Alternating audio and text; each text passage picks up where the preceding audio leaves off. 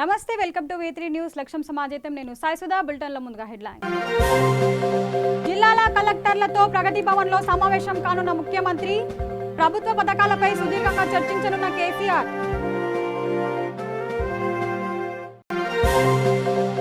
అచ్చెన్నాయుడు ఆరోగ్యంపై ముఖ్యమంత్రి జగన్ ఆరా అచ్చెన్న కోరుకున్న చోట ఆయనకు వైద్య సహాయం అందించామని ఆదేశం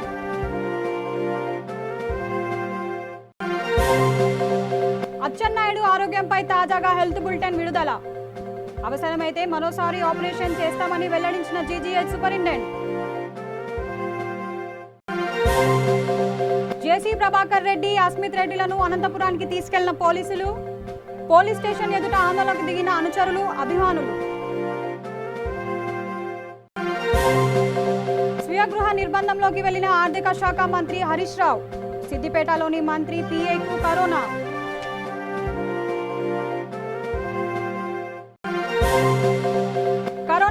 కట్టడి చర్యల్లో రాష్ట్ర ప్రభుత్వాల వైఫల్యంపై సుప్రీంకోర్టు ఆందోళన ఢిల్లీ సహా తమిళనాడు పశ్చిమ బెంగాల్ మహారాష్ట్ర ప్రభుత్వాలకు నోటీసులు జారీ ఇక డీటెయిల్స్ చూస్తే రైతును రాజు చేయడమే లక్ష్యంగా టీఆర్ఎస్ ప్రభుత్వం వడివడిగా అడుగులు వేస్తుంది ఈ మేరకు సీఎం కేసీఆర్ అన్ని జిల్లాల కలెక్టర్లతో ప్రగతి భవన్లో ఆదివారం సమావేశం కానున్నారు నియంత్రిత సాగు విధానం వర్షాకాల పంటల ప్రణాళికలపై సుదీర్ఘంగా అధికారులతో చర్చించనున్నారు వీటితో పాటు గ్రామీణ ఉపాధి హామీ పథకం పట్టణపల్లె ప్రగతి వంటి అంశాలపై సులోచన చేయనున్నారు ఈ ఏడాది వ్యవసాయ సాగులో ప్రభుత్వం నూతన విధానాన్ని తీసుకువస్తుందని వానాకాలంలో 40 లక్షల ఎకరాల్లో వరి పంట 70 లక్షల ఎకరాల్లో పత్తి 15 లక్షల ఎకరాల్లో కంది పంట సాగు చేయాలని నిర్ణయించారు సోయాబీన్ పసుపు మిర్చి పంటలను గత ఏడాది మాదిరిగానే పండించాలని ప్రభుత్వం రైతులకు సూచించింది ఈ మేరకు కలెక్టర్లతో సీఎం కేసీఆర్ సమాలోచన చేయనున్నారు అలాగే ఉపాధి హామీ పథకం పనులపై జిల్లా కలెక్టర్లు చర్చించనున్నారు టీడీపీ సీనియర్ నేత అచ్చెన్నాయుడును ఏసీబీ అధికారులు అరెస్ట్ చేసిన సంగతి తెలిసిందే ఆయనను ఏసీబీ కోర్టులో ప్రవేశపెట్టగా 14 రోజుల రిమాండ్ విధించారు అయితే ఆయన ఆరోగ్యం పరిస్థితుల దృష్ట్యా గుంటూరు ఆసుపత్రికి తరలించాలని ఏసీబీ కోర్టును ఆదేశించింది అచ్చెన్నాయుడు ఆరోగ్యంపై ముఖ్యమంత్రి జగన్ ఆరా తీశారు అచ్చెన్న ఆరోగ్యం గురించి మీడియాతో వస్తున్న వార్తలను చూసి అధికారులను అడిగి తెలుసుకున్నారు అచ్చెన్న కోరుకున్న చోట ఆయనకు వైద్య సహాయం అందించాలని ఏసీబీ అధికారులను జగన్ ఆదేశించినట్లు సమాచారం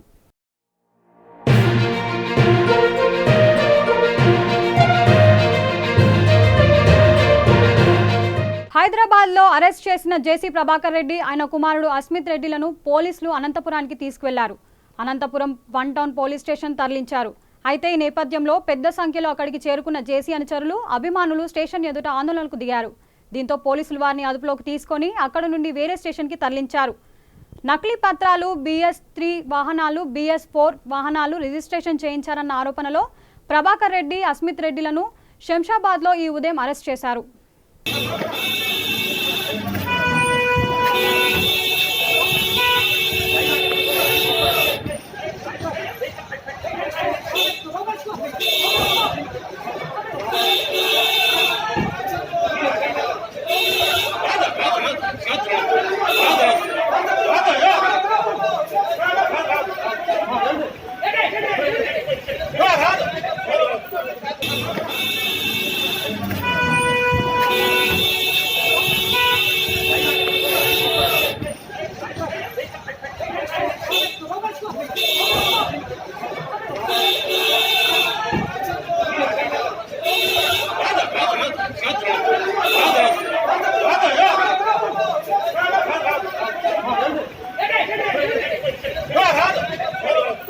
టీడీపీ నేత అచ్చెన్నాయుడుని అరెస్ట్ చేసిన అనంతరం అధికారులతో కలిసి ఆయన సుదీర్ఘ ప్రయాణం చేయడంతో ఆయనకు గతంలో జరిగిన ఆపరేషన్ గాయం పచ్చిగా మారిందని జీజీహెచ్ సూపరింటెండెంట్ సుధాకర్ చెప్పారు ఆయన ఆరోగ్యంపై తాజాగా హెల్త్ బులెటిన్ విడుదలైంది అచ్చెన్నాయుడికైన గాయానికి చికిత్స అందిస్తున్నామని వివరించారు ఆయనకు అవసరమైతే మరోసారి ఆపరేషన్ చేస్తామని తెలిపారు ఆయనకే గాయం తగ్గడానికి 3 రోజులు పట్టవచ్చని ఆయన చెప్పారు బీపీకి ప్రస్తుతం వాడుతున్న మందులనే కొనసాగిస్తున్నామని వివరించారు అలాగే ఆయనకు షుగర్ లెవెల్ సాధారణంగానే ఉన్నాయని చెప్పారు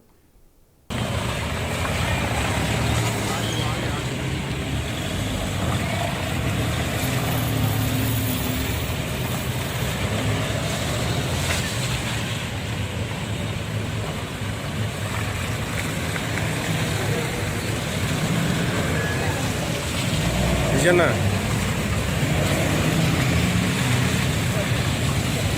సార్ సార్ కొంచెం అనుకున్నాండి.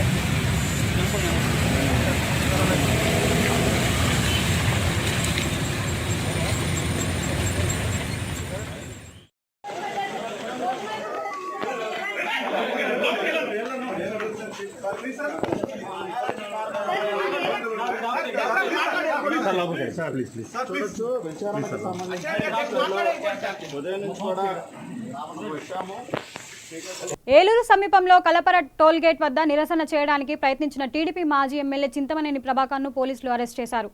పోలీసుల విధులకు ఆటంకం కలిగించారంటూ పలు సెక్షన్ల కింద కేసులు నమోదు చేశారు. ఈ ఘటనపై టీడీపీ నేత నారా లోకేష్ స్పందించారు. టీడీపీ నాయకుల చింతమనేని అరెస్ట్ని తీవ్రంగా ఖండిస్తున్నానన్నారు. కోవిడ్-19 నిబంధనలు ఒక టీడీపీ నాయకులకేనా అని ప్రశ్నించారు. చింతమనేని ఎక్కడ గుంపులుగా తిరగలేదని, ఆయన వెంట అనుచరులు లేరని తెలిపారు. ఒంటరిగా వెళుతున్న వ్యక్తిని అరెస్ట్ చేశారు అని లోకేష్ చెప్పారు. ఆఖరికి కరోనాని కూడా వేధింపుల కోసం వాడుకుంటున్న జగన్ మానసిక స్థితిని చూసి జాలేస్తుందన్నారు.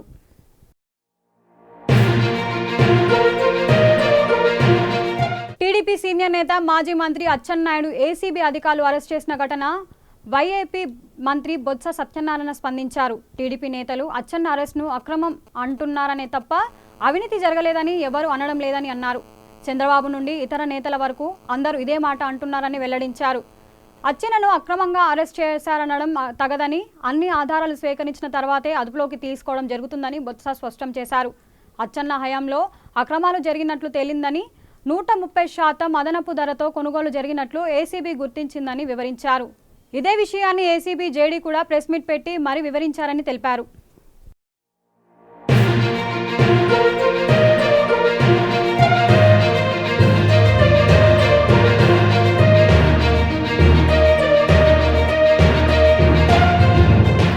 ఈఎస్ఐ కేసులో మొత్తం 7గురిని అరెస్ట్ చేశామని అవినీతి నిరోధక శాఖ జేడీ రవికుమార్ తెలిపారు. ఆయన మీడియాతో మాట్లాడుతూ దర్యాప్తులో మరిన్ని విషయాలు బయటపడుతున్నాయన్నారు.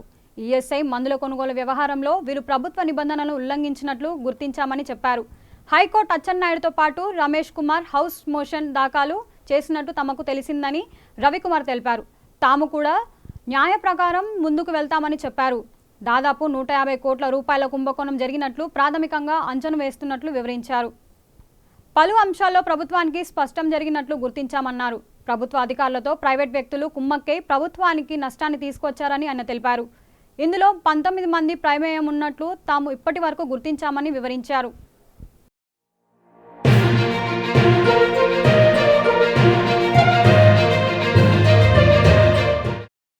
టీపీసీసీ అధ్యక్షుడు ఉత్తమ్ కుమార్ రెడ్డి పిలుపు మేరకు రాష్ట్రంలో కాంగ్రెస్ నాయకులు జలదీక్షలో పాల్గొన్నారు. దీనిలో భాగంగానే ఆదిలాబాద్ జిల్లాలోని ఉమ్మడి హార్టీ ప్రాజెక్ట్ సందర్శనకు బయలుదేరుతున్న ఎమ్మెల్సీ జీవన్ రెడ్డి కారును పోలీసులు అడ్డుకున్నారు. అనంతరం జీవన్ రెడ్డిని పోలీసులు గృహ నిర్బంధం చేశారు. మరోవైపు ఖమ్మంలోను వైరాలో సీఎల్పీ నేత బట్టి విక్రమార్కను కూడా పోలీసులు హౌస్ అరెస్ట్ చేశారు.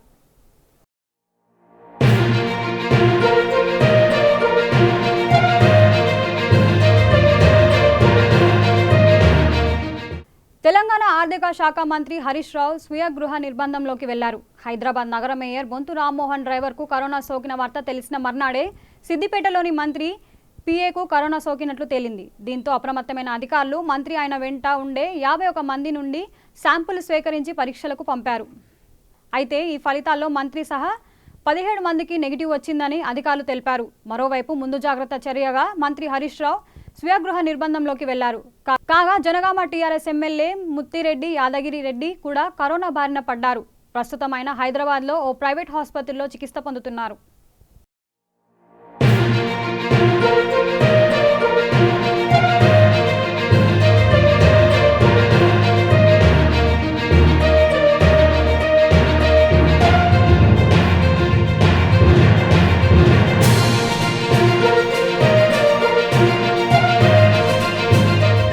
మాజీ ప్రధాని జేడీఎస్ అధినేత దేవాగౌడ్ మరోసారి పార్లమెంట్లో అడుగుపెట్టనున్నారు. రాజ్యసభకు ఆయన ఏకగ్రీవంగా ఎన్నికయ్యారు. ఆయనతో పాటు కాంగ్రెస్ సీనియర్ నేత మల్లికార్జున ఖార్గే, బీజేపీ అభ్యర్థులు అశోక్ గస్తి, ఇరానా కట్టడి కూడా ఏకగ్రీవంగా ఎన్నికయ్యారు. ఈ నేపథ్యంలో కర్ణాటకలో ఖాళీ అయిన 4 రాజ్యసభ స్థానాలకు ఎలాంటి పోటీ లేకుండా ఎన్నికల ప్రక్రియ ముగిసినట్లయితే తమ సంఖ్యల బాలలను తగినట్లుగానే పార్టీల అభ్యర్థులను బరిలోకి దింపడంతో 4 స్థానాల ఏకగ్రీవమయ్యాయి. కర్ణాటక అసెంబ్లీలో స్పీకర్తో కలిపి బీజేపీకి 117 మంది ఎమ్మెల్యేలు ఉన్నారు. కాంగ్రెస్కు 68, జేడీఎస్కు 34 మంది ఉన్నారు. ఒక రాజ్యసభ సీట్లను గెలవాలంటే 45 మంది సంఖ్యాబలం అవసరం. ఇంత బలం జేడీఎస్కు లేనప్పటికీ కాంగ్రెస్ మద్దతుతో దేవగౌడ గెలుపొందారు. కాంగ్రెస్ పార్టీ ఒక సభ్యుడిగా గెలుచుకుని మిగిలిన సభ్యులు ఓట్లతో దేవగౌడకి మద్దతుగా నిలిచింది.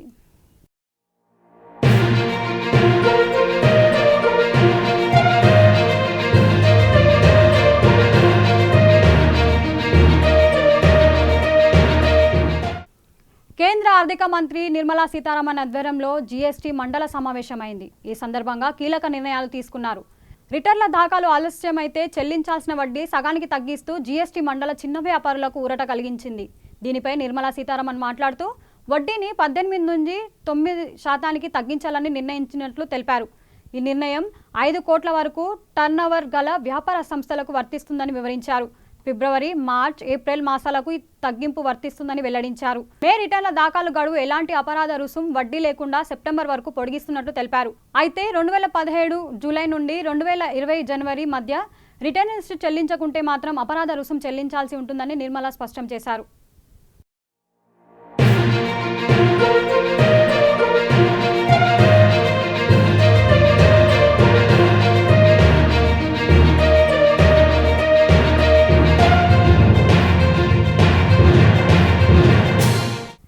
కరోనా సంక్షోభ సమయంలో సరైన చర్యలు చేపట్టడంతో పలు రాష్ట్రాలు చేతులెత్తేస్తున్నాయి. భారీగా పెరుగుతున్న కేసులతో పరిస్థితి దారుణంగా తయారవుతున్నాయి. కొన్ని రాష్ట్రాలే రోగులకు బెడ్లు కూడా లభించని దుర్భర పరిస్థితులు ఉన్నాయి. ఢిల్లీలో ఈ పరిస్థితి మరింత దారుణంగా ఉంది. ఢిల్లీ ఆసుపత్రుల్లో కరోనా పేషెంట్ను పశువుల కంటే హీనంగా చూస్తున్నారు.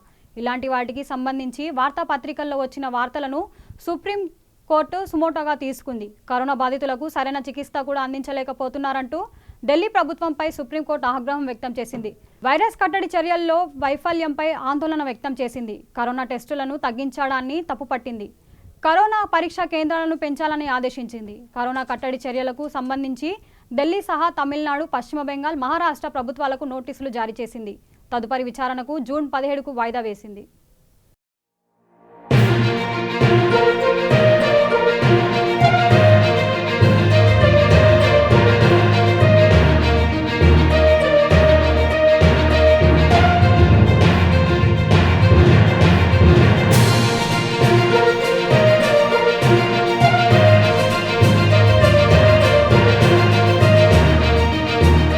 బ్యాంకుల సీఈఓలు, పూర్తికాల డ్రైవర్లు గరిష్ట వాయు పరిమితికి సంబంధించి reserve bank of India RBI కొత్త ప్రతిపాదన తీసుకొచ్చింది. బ్యాంక్ సీఈఓల వయో పరిగతిని 70 ఏళ్లుగా ఫిక్స్ చేసింది. 70 ఏళ్లు దాటి బ్యాంక్ సీఈఓలు ఇంటికి వెళ్లాల్సిందే.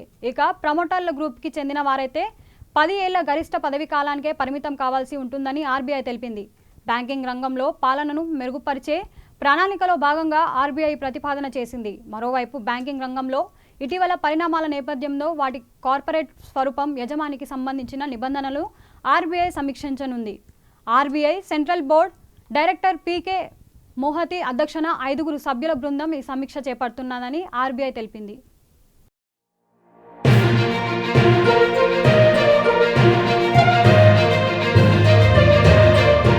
ప్రయాణాల్లో ఆరోగ్య సేతు యాప్ తప్పనిసరి కాదని కేంద్ర ప్రభుత్వం స్పష్టం చేసింది. ఆ యాప్ లేకుండా కూడా రైలు విమానాల్లో ప్రయాణించవచ్చని కర్ణాటక హైకోర్టుకు తెలిపింది. బెంగళూరుకి చెందిన ఓ సైబర్ కార్యకర్త ఈ యాప్కు సంబంధించి పలు సందేహాలు వెల్లబుచ్చుతూ కోర్టు దాఖలు వేసిన పిటిషన్పై విచారణ సందర్భంగా కేంద్రం ఈ విషయాన్ని వెల్లడించింది. యాప్ డౌన్లోడ్ చేసుకోవాలనేది ప్రభుత్వ సూచనలు మాత్రమేనని, ప్రయాణికులు ఎవరైతే వారు దానిపై నిర్ణయం తీసుకోవచ్చని అదనపు సొలిసిటర్ జనరల్ కోర్టుకు తెలిపారు. ప్రయాణికులు తప్పకుండా ఆరోగ్య సేతు యాప్ను కలిగి ఉండాల్సిన అవసరం లేదని, దానికి బదులుగా స్వీయ ధృవీకరణ పత్రాన్ని కూడా సమర్పించవచ్చని కోర్టుకు తెలిపారు.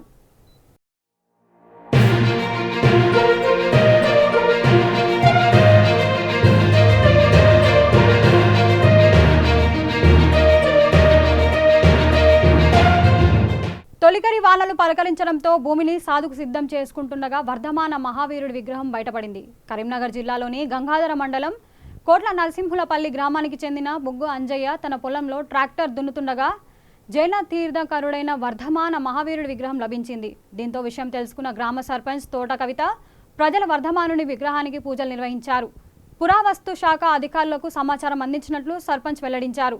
2 ఏళ్ల క్రితం ఇదే భూమిలో జైన తీర్థకరుడు పార్థనాథుడి విగ్రహం లభించింది.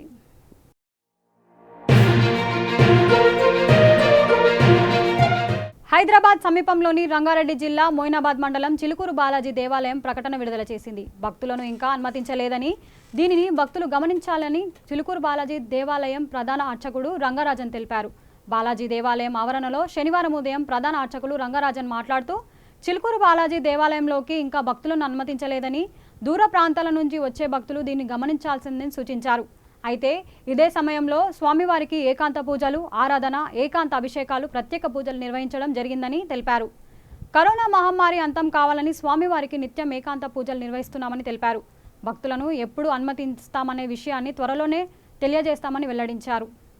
తెరుచుకున్నాయి కానీ చిలుకూరులో దర్శనం భక్తులకి అందుబాటులో లేదు. స్వామివారి ఆరాధన ఏకాంతంగా జరుగుతున్నది. నిన్న అభిషేకం ఏకాంతంగా జరిగింది. స్వామివారి దగ్గర ప్రార్థనలు అద్భుతంగా ప్రార్థిస్తున్నాము.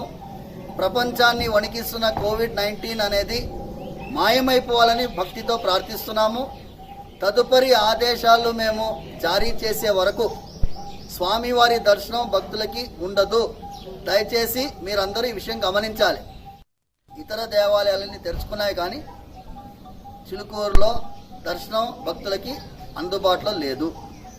స్వామివారి ఆరాధన ఏకాంతంగా జరుగుతున్నది. నిన్న అభిషేకం ఏకాంతంగా జరిగింది. స్వామివారి దగ్గర ప్రార్థనలు అద్భుతంగా ప్రార్థిస్తున్నాము. ప్రపంచాన్ని వణికిస్తున్న కోవిడ్-19 అనేది మాయమైపోవాలని భక్తితో ప్రార్థిస్తున్నాము. తదుపరి ఆదేశాలు మేము జారీ చేసే వరకు స్వామివారి దర్శనం భక్తులకి ఉండదు. దయచేసి మీరందరూ ఈ విషయం గమనించాలి. లదాఖ్లో చైనాతో ఇటీవల ఉద్రిక్త పరిస్థితులు నెలకొన్న దృష్ట్యా ఈ విషయంపై ఇరు దేశాల అగ్రశ్రేణి కమాండర్లు చర్చలు జరిపిన విషయం తెలిసిందే.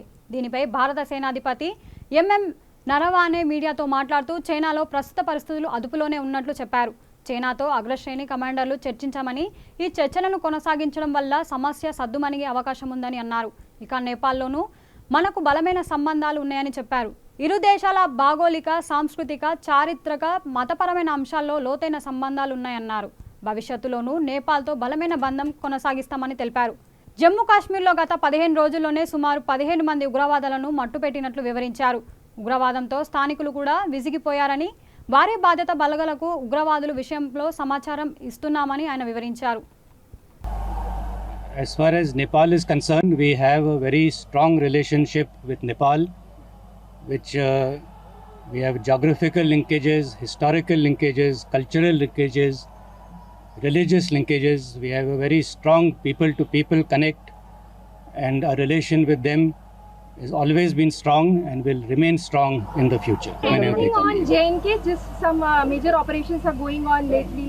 As far as JNK is concerned and our western neighbor, as you would have seen, we have had a lot of successes in the last 1 week or 10 days. In the last 10-15 days alone, more than 15 terrorists have been killed. All of this has been because of very close cooperation and coordination between all the security forces operating in the Union Territory of. Bulletin ముగించే ముందు headlines మరొకసారి. జిల్లాల కలెక్టర్లతో ప్రగతి భవన్లో సమావేశం కానున్న ముఖ్యమంత్రి. ప్రభుత్వ పథకాలపై సుదీర్ఘంగా చర్చించనున్న కేసీఆర్.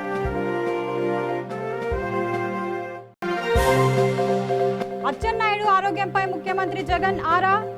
అచ్చెన్న కోరుకున్న చోట ఆయనకు వైద్య సహాయం అందించామని ఆదేశం.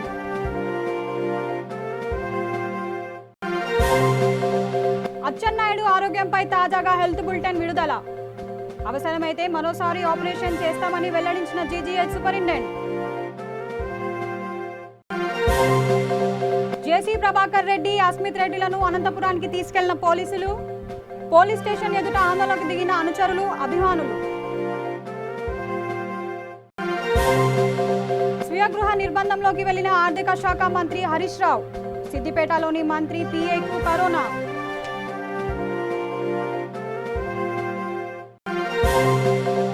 కరోనా వైరస్ కట్టడి చర్యల్లో రాష్ట్ర ప్రభుత్వాల వైఫల్యంపై సుప్రీంకోర్టు ఆందోళన.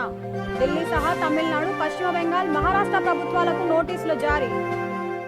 ఇవి బులెటిన్ అప్డేట్స్. చూస్తూనే ఉండండి V3 న్యూస్. లక్ష్యం సమాజం. నమస్తే.